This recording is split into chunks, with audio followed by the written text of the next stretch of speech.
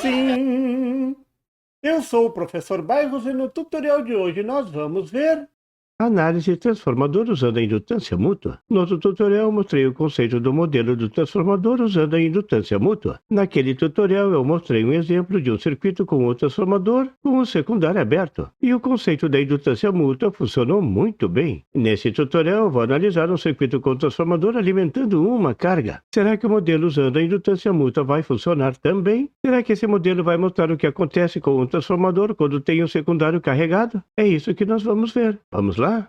Nada melhor do que mostrar com um exemplo, olhando o circuito da figura e sabendo que a tensão no primário é de 100 volts 60 Hz, a indutância do primário é de 10 henries e o transformador é um transformador redutor de tensão de 100 volts para 10 volts, com um coeficiente de acoplamento igual a 1. Determine a tensão no secundário, a corrente no secundário e a corrente no primário.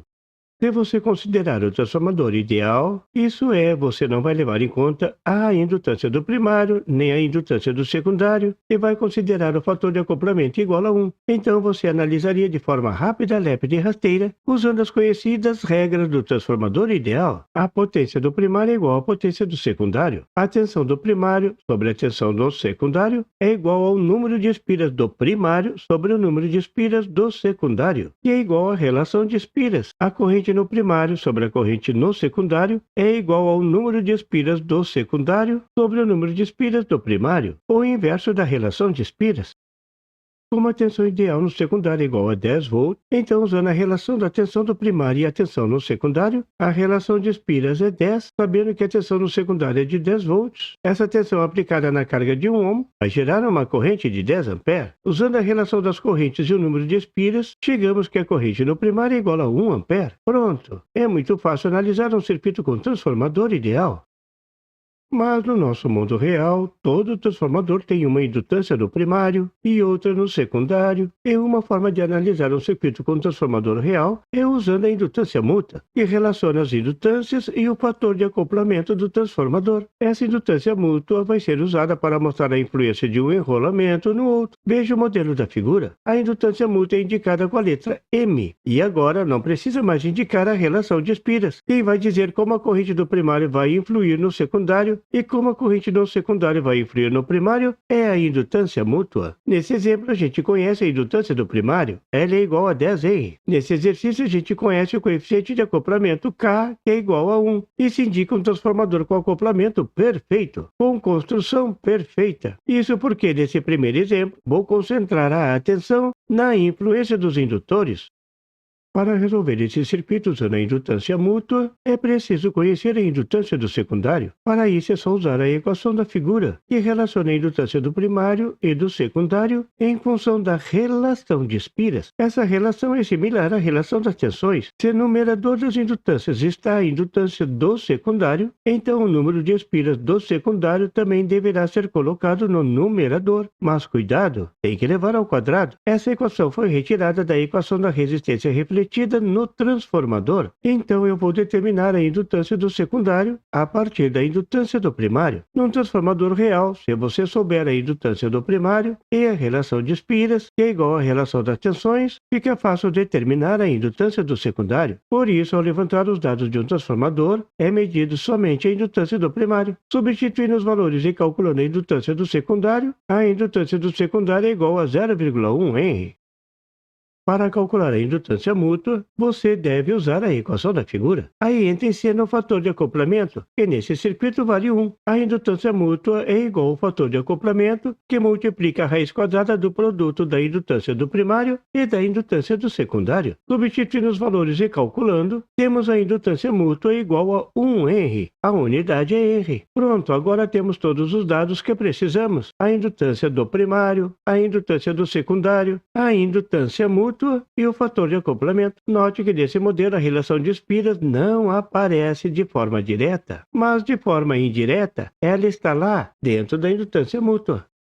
Uma forma prática de usar a indutância mútua em cada lado do transformador é inserir duas fontes controladas, uma no primário com a tensão igual ao valor da indutância mútua multiplicada pela corrente do secundário. Isso mesmo, a fonte colocada no primário gera uma tensão proporcional à corrente no secundário. Essa tensão representa a influência do secundário no primário. A fonte no secundário tem a mesma função. Ela é a função da corrente no primário. Ela indica a influência do primário no secundário.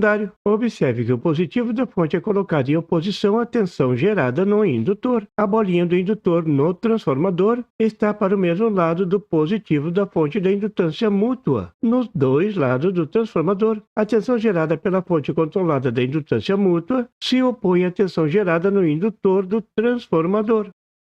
Para resolver o circuito e calcular a corrente no primário e no secundário, é preciso passar o circuito para o plano das impedâncias. Nesse caso, as impedâncias dos indutores é igual a J vezes 2πf vezes o valor da indutância. Veja que agora vai aparecer a influência da frequência da alimentação no transformador, coisa que no modelo ideal não aparecia. Para a rede de 60 Hz, 2πf pode ser considerado igual a 377. A impedância da indutância do primário é igual a J 3770 Ω. A impedância da indutância do secundário é igual a J 37,7 Ω. A impedância da indutância mútua é igual a J 377 Ω. Pronto! Esse é o circuito prontinho para ser resolvido.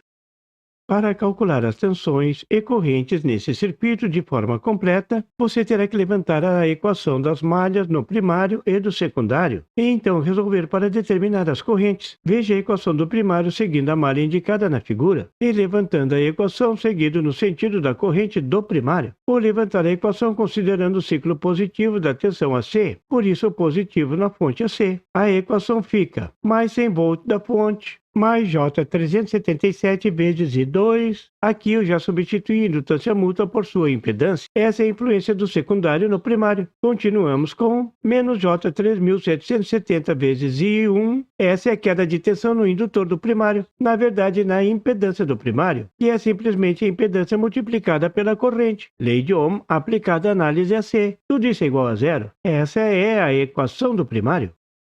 A equação para o secundário segue o mesmo raciocínio. Note que a corrente foi desenhada entrando no transformador, então ela vai gerar o positivo na impedância do secundário no lado da bolinha. Essa é a regra de ouro. Se o positivo no primário está no lado da bolinha no indutor do primário, então o positivo no indutor do secundário vai estar do lado da bolinha. A equação fica mais J 37,7 vezes I2, queda de tensão no indutor do secundário, menos J 377 I1, essa é a influência do primário no secundário, mais de 2 vezes 1 ohm da carga. Essa é a tensão de saída. Tudo isso igual a zero. Veja, temos duas equações de duas incógnitas, corrente do primário e a corrente do secundário. Esse é um sistema de equação que não é simples, apesar de não ser tão complicado assim. E esse é o problema do povo da eletrônica não gostar de usar a indutância mútua para analisar circuitos com transformador. Se você resolver esse sistema, vai chegar a uma corrente no primário igual a 0,99 A, bem próximo do ideal 1 A. Esse é um transformador muito bom. Esse resultado é porque a impedância do primário é alta e o fator de acoplamento é igual a 1. Transformador quase sem perda. Isso indica que se os valores das indutâncias forem apropriados, as indutâncias vão influir pouco nas perdas do transformador. Esse critério é usado na hora de construir os transformadores, mas existe uma segunda forma de avaliar esse circuito. Claro, sempre tem o pulo do gato. Vamos ver?